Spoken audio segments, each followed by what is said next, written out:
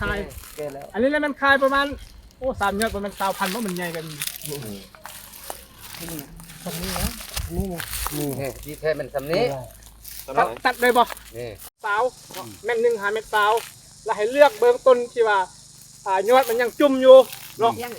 ยอดยังจุ่มนี้แสดงว่าอันบนกินมันนี้มันสิหลาย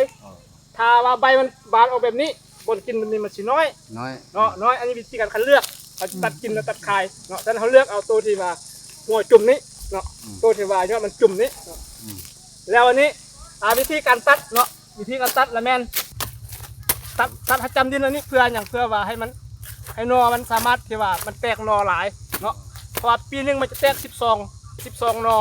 มันแตกนอแบบนี้นะ12นอถ้าตัดจำดินนะถ้าตัดสูงแบบนี้มันจะบ่แตกนอเห็นบ่